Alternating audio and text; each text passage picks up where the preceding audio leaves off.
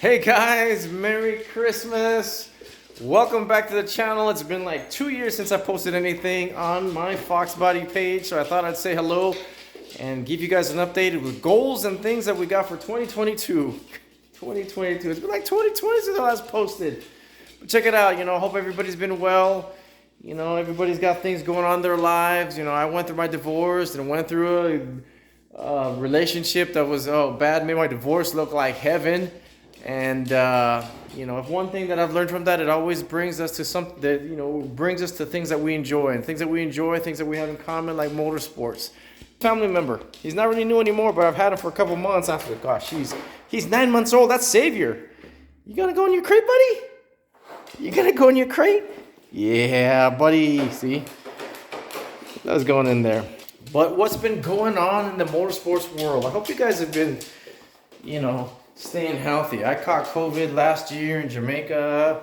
It wasn't that great. Actually, been blessed. I just came back from Hawaii and have a refreshed interest and getting things going. What's been going on in the shop? Oh, it's bare over there. The Notchback is gone. What happened to that Notchback? Well, if you guys have been following along, I gave that Notchback to my son. Let me see if I can prop this guy up, because I was going to use my GoPro, but I just didn't feel like setting it up. Sometimes it's easier just to use your phone. I gave that Notchback to my son about 3 years ago, a little right before, actually right around COVID, when COVID first started happening.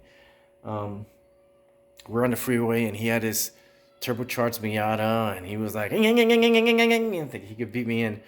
I raced him in the entrance with a 200,000 mile coupe, a Notchback with just regular bolt-ons, GT40 heads, E-cam, Yeah, had a little notches, a little 150 shot, but... And I spanked him, and the deal was, so I spanked him, and he didn't like that, so he's like, Dad, I'm going to sell my car, and I made him a deal. I said, you sell that car, I'll give you the coupe. Look at that, the coupe. I gave him a beautiful coupe, and said, we'll use those proceeds to build you a motor. So that's what we did. We built him a fresh little 306, taught him how that was done, how to do that. Took from machine shop, from taking the motor out to machine shop, taking the block for all his machining work, to looking at his budget, ordering parts, and for the most part, yeah, we got to build it. I have it somewhere on my channel. You guys could probably see it. He got to fire it for the first time. He spent like the majority of his money on heads. We were gonna go with twisted wedge heads like mine, but Ben Alameda, my mentor, guru, suggested the AFR 185s or 180s, whatever they are, 185s. Can't remember. You guys know what it is. But if you guys haven't heard about Ben, you guys got to go to his YouTube and listen to that guy talk. This guy he's been at the game for so long. He was actually part of the whole Fox body movement in the beginning.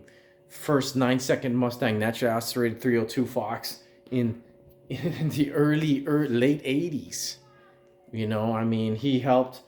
He was one of the first person that helped R&D the original twisted wedge heads, helped design nitrous oxide systems. He's a guy that, you listen to his channel, he'll talk about horsepower. A lot of people are like, yeah, I bolt this, and this on, but they don't know what really is going on. What makes that part work horsepower-wise, combination-wise?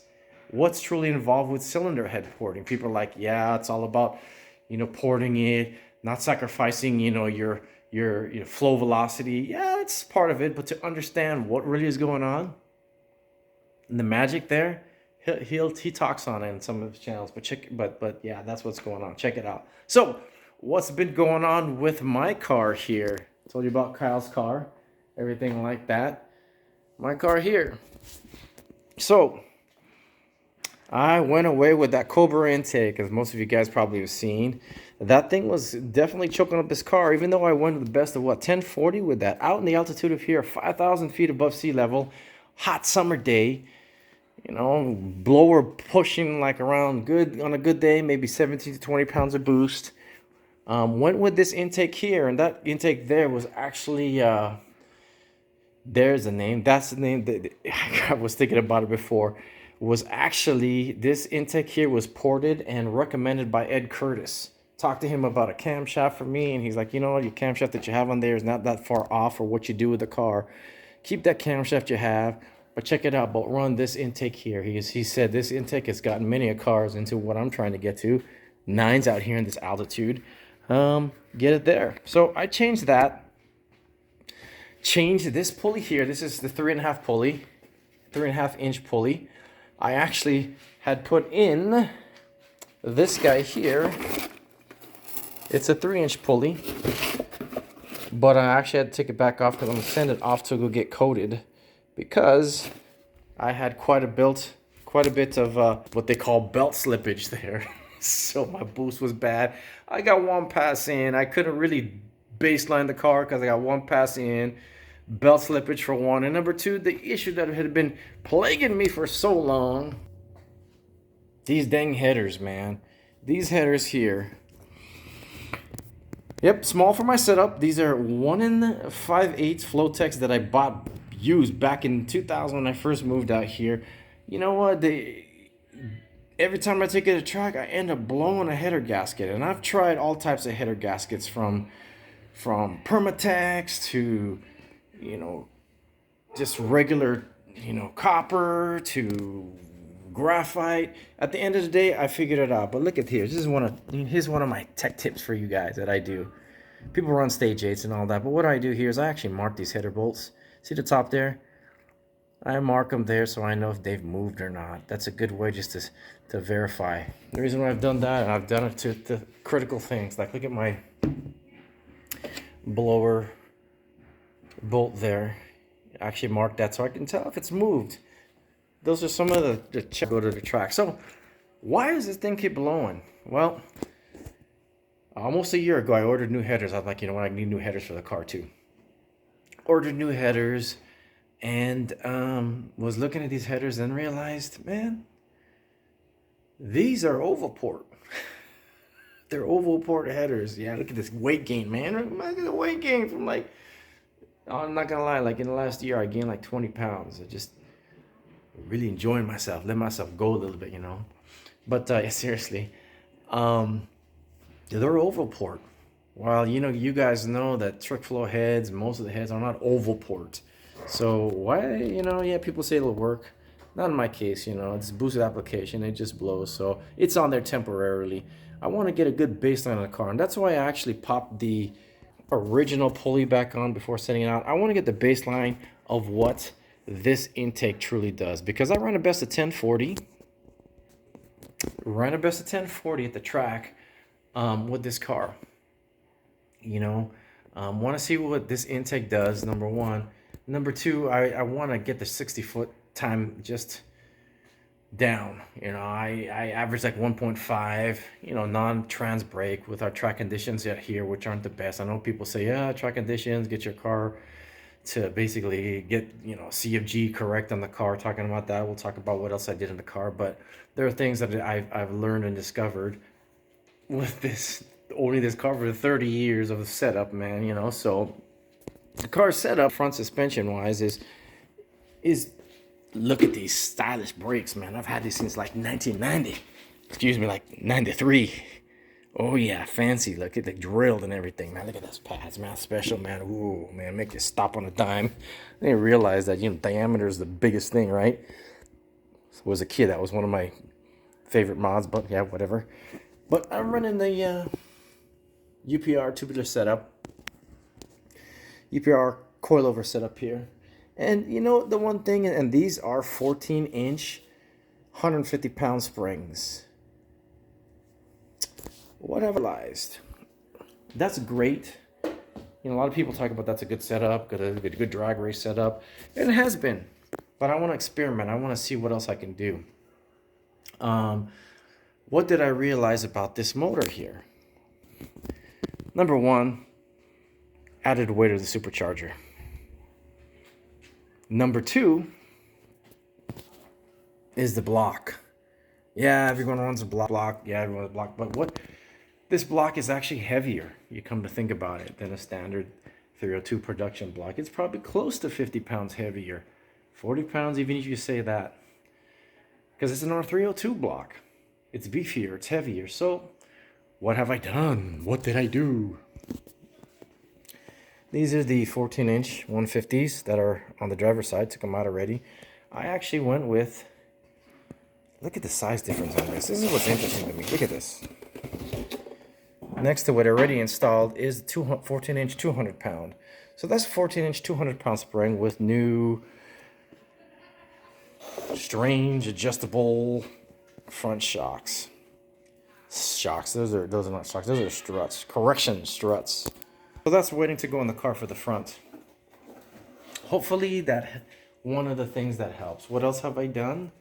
Let's take a look here.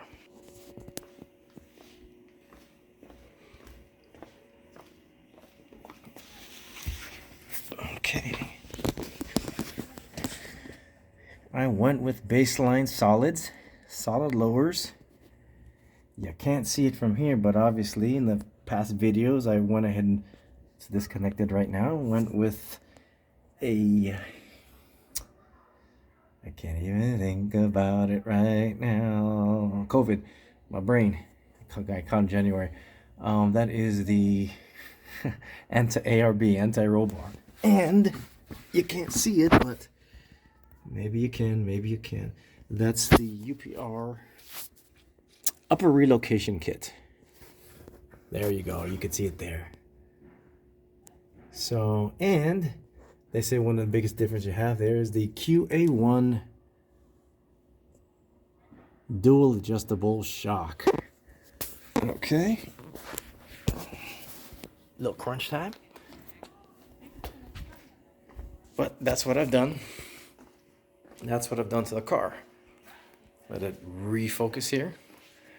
The other thing that I've done to the car is the interior portion of it.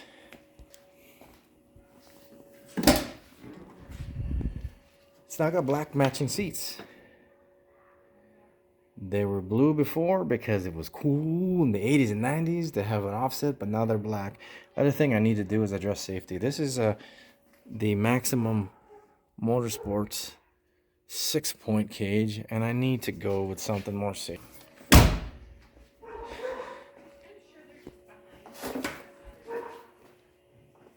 One second, got neighbor here. Got neighbor, 1 second. I don't like them listening.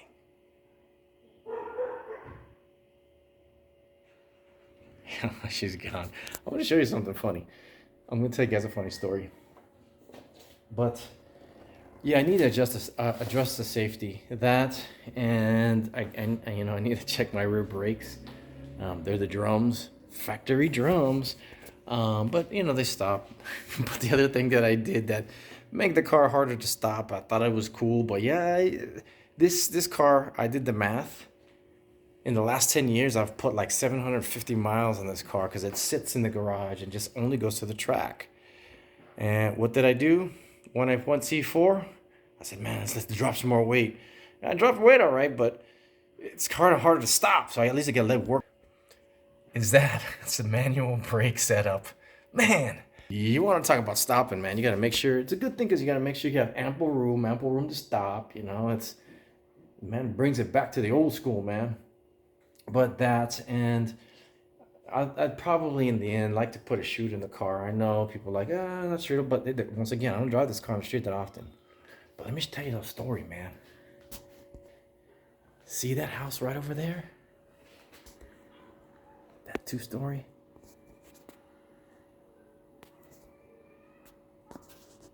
Okay. Boom. Well, inside lives a lady that doesn't like me starting the car. Hold on. People coming.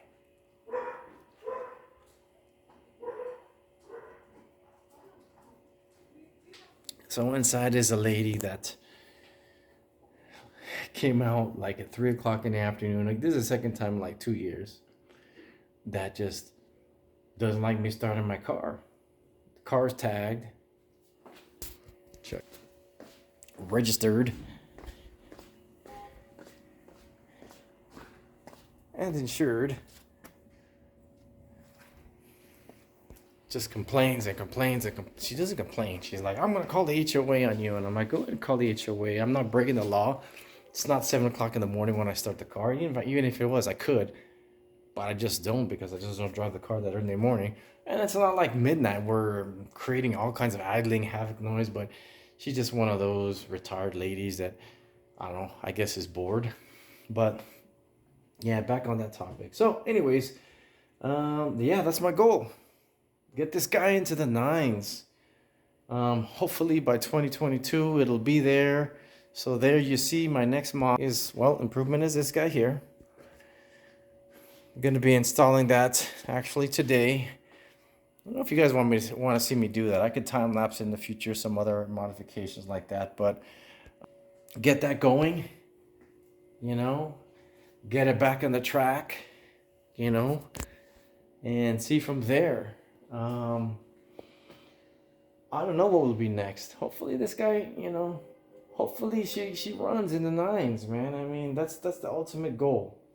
I want to, as I said, I want to do it with this intake setup just here, without this modification, because yeah, I could throw more boost at it and get there. I want to baseline and see what this guy really did for me, going from a ported Cobra intake to this guy here. I'd like to know, because a lot of people, you know, say there's a boosted application, it helps a boost or whatever. I'd like to know, you know. So yeah, that's the other thing I picked up here. I don't know if it was supposed to be a wrench for, you know, adjusting this coilover, but it doesn't fit quite right. It says fits all UPR products, and I've had these UPR products for like 20 something years, so we'll see from there. But that's that. Hope you guys have been well. I want to wish you guys an early Merry Christmas, and let me know what you guys got on your project list. Hopefully something for your guys' toys out there. Stay tuned and see what 2022 brings us with this Fox body.